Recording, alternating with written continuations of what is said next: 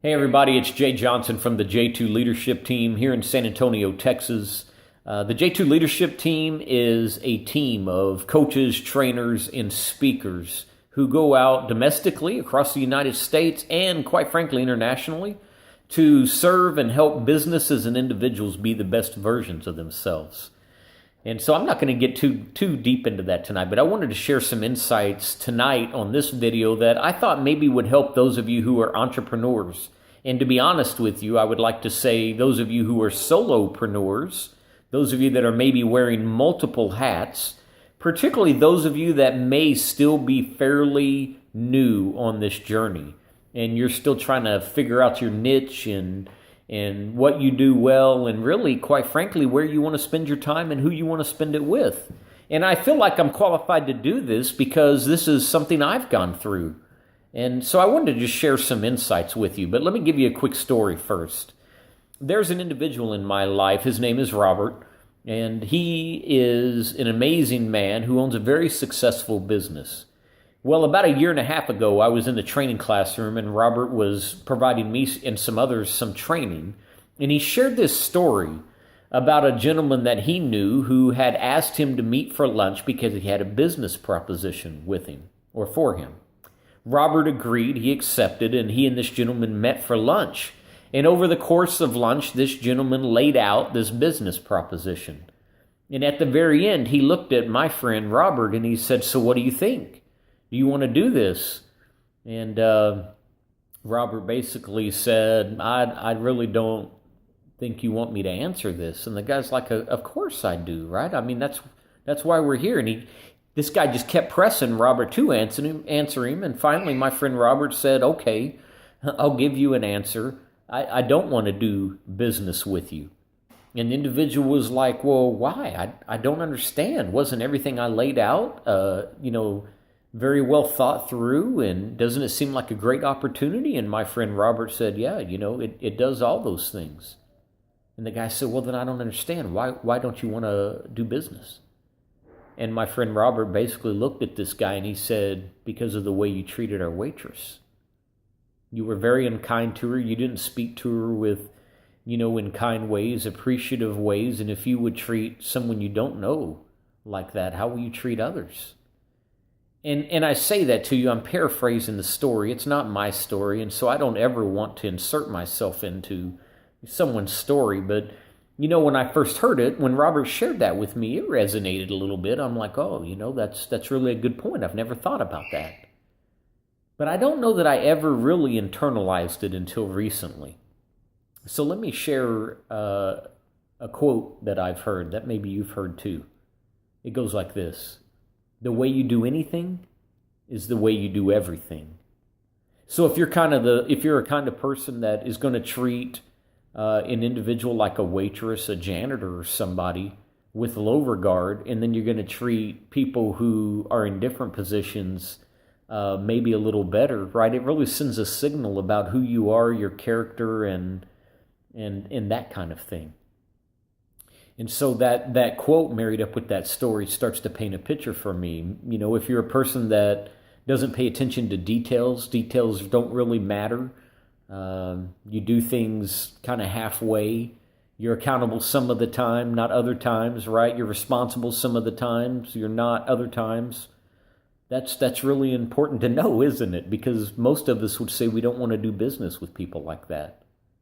But did you know that as entrepreneurs, there are things that we do, particularly those of you, again, that are just starting off, there are things that we do early on that seriously hurt ourselves, our reputation, and the way other people view us. It's about valuing ourselves. See, when I first started off, and maybe some of you have been there, maybe some of you are still there, I was willing to accept almost any opportunity that came along. And don't get me wrong, there's a difference between wanting to give your time to serve others and another thing to undervalue yourself. See, I was willing to go out and speak to groups, to hone my message, to find out what works, what resonated, and to get better at my craft. It's another thing to, want to get in with a company and offer an introductory rate so that they'll be, more likely to hire you. But the problem is, over time, you undervaluing yourself sets your value. Businesses and others that you encounter and speak to on a recurring basis, the word gets out.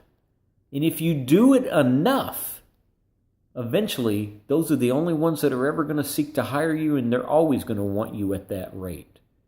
See, as a coach, I've given up working for people who aren't serious. If people come to me, and this has happened twice just within the last 4 weeks, if they come to me and they tell me that they're very interested in being coached by me, and we sit down and we do an exploratory session and we find out where they're at, what their needs are, and I understand that I can help them, and I know I can. Coaching can help anyone, and I just finished a year of being coached weekly. I have a coach as a coach. And she has helped me immensely. But then you set a rate and you sign an agreement and you step into a coaching relationship. The person who has said, these are the things that are important, I want your help, these are the things I want to do. If they don't follow through, if they don't take action, if they don't circle back and share what their wins and challenges were, what they're learning along the way, even if I, as the coach, reach out to them and ask them for those things. So I'm saying, meaning I'm following up with them. It's not just them following up with me. It's a mutual relationship. If they're not taking action, they're not very serious. They really don't want to improve the results they're getting in their life or to become the best version of themselves. I don't want to waste my time, and I don't want them to waste their time. So lately, I'm a lot more discerning when I talk to people on the front end who want me to coach them. Those that I do coach are achieving extraordinary results, providing they're playing hard. Those that don't play hard aren't going to see the results, and my time and their time would be better spent somewhere else. As a trainer, someone with 30 plus years experience in training, internationally, all across Europe and in South America and all over North America. As a corporate trainer, when I set a value on my training, bringing 30 years of experience in, if someone balks at the price, I'm okay with that. Because I know the value I can bring. There's always going to be someone out there looking to find the cheapest, lowest price on the market. Oh, and they can be found. But I know the value and the quality I bring. And you need to ask yourself that same question. What are you worth? What's your time worth?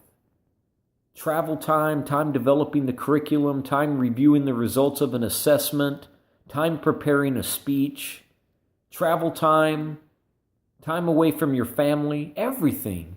Incidentals, meals, everything needs to be accounted in there. So when I set a price for somebody and they balk at the price, I'm okay with that. Feel free to go find another trainer. But those that do hire me as a trainer, those that I have served, and those that continually come back and hire me again, it's because they understand the value that I bring. See, I would argue that a CEO, a manager, a business owner, I commend them if they're seeking an outside trainer to try to grow the experience to help their members become better versions of themselves. I commend them for that. But if they're going to take the cheap all the time, they're actually going to shortchange themselves. Now, I've got a friend who owns an electrical company, and he says you can always find a cheaper electrician out there. But trust me, when you hire those people, the quality in the work will later come back and you're going to end up spending more money to fix what wasn't done right the first time. So I know the value I have. As a speaker, I know the value I bring to groups. So my question for you is, do you know your value? Because you're setting it every day.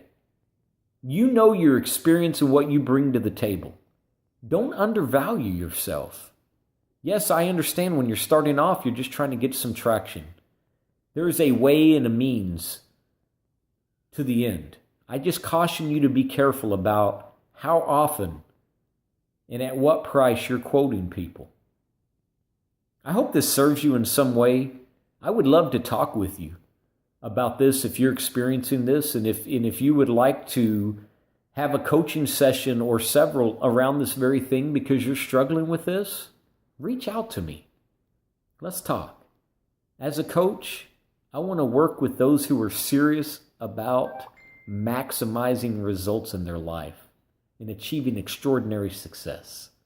So that's it for this message. Quick, to the point, and I hope you found value in it. I end every one of my videos this way. Be exceptional. I look forward to talking to you soon. Bye for now.